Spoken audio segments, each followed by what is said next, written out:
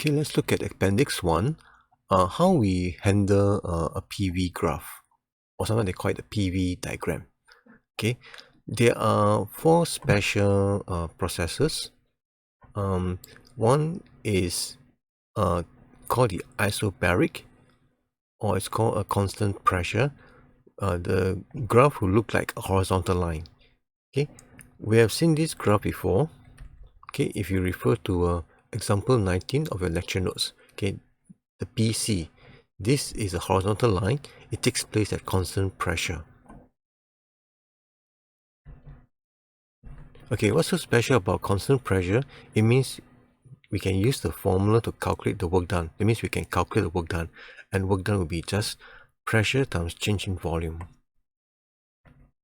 Actually, work done is also equal to the area under the graph. In this case, the area is a rectangle.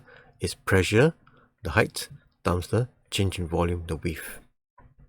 Okay, the other special case in a PV graph is sometimes we encounter a vertical line.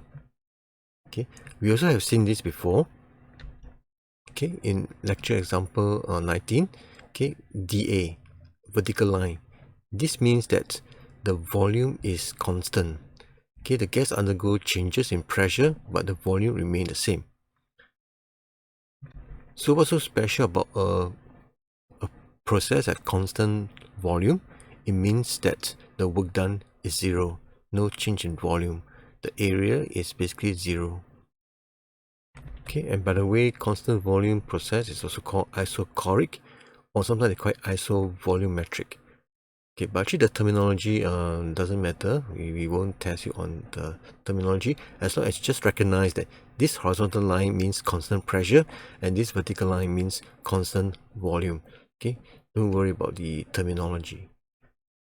Okay, but the third case, we should understand that isothermal, okay, iso means same, thermal refer to temperature, so it's a Latin word origin. So isothermal means constant temperature. Okay, how does a constant temperature graph look like? It's a curve, but then when we see a curve, doesn't mean that it's a constant temperature, because a curve can be many different kind of curve. Okay, but a curve that's along the isothermal line, okay, the green dotted line. Isothermal line is a line that joins all the points of the same temperature. So if you see a graph where there's a part of graph lying on the isothermal line, not any other curve. Okay, if the curve is lying on the isothermal line, then that is the isothermal temperature, because you can see that the gas, the pressure and volume will change, but the temperature is the same because they all lie on this isothermal line. The temperature is TL. Okay, what's so special about isothermal graph? What's so special about constant temperature? Okay, in the previous section, when we talk about the kinetic theory, we learned that the kinetic energy of the gas molecule only depends on temperature. So for the same temperature, it has the same kinetic energy. And since internal energy is the total KE plus total PE, for ideal gas there's no PE.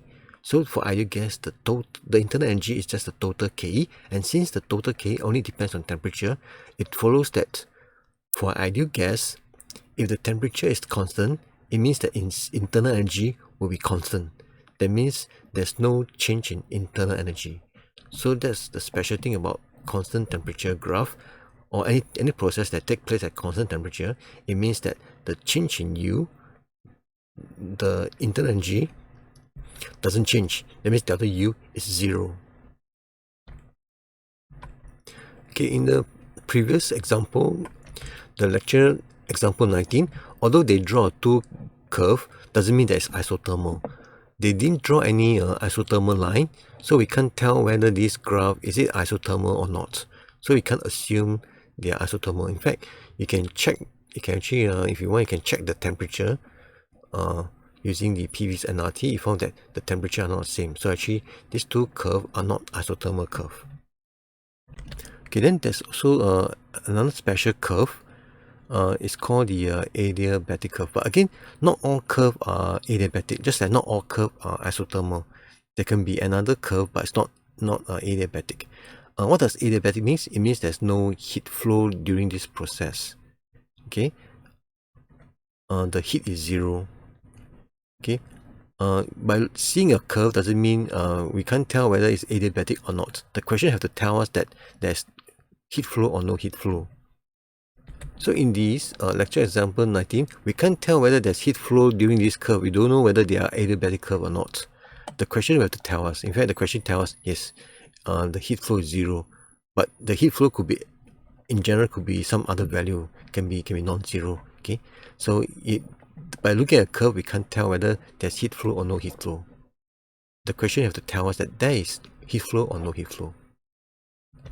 Okay, so what's so special about in the process if there's no heat flow? Okay, if there's no heat flow, means the Q is 0. Okay, now there are two situations where no heat flow can happen.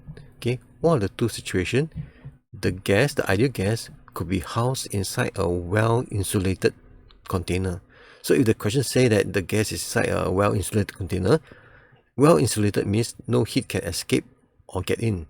So during this, if the gas is in a well-insulated container, there won't be any heat flow, okay, heat loss or heat gain. Then the second case where there's no heat flow is when the process takes place suddenly in a very, very short time. Let's say you compress the gas suddenly, or the gas expands suddenly. Okay. Now, if the process is sudden, it means there's a very little time for heat to flow. Okay, because heat takes time to flow.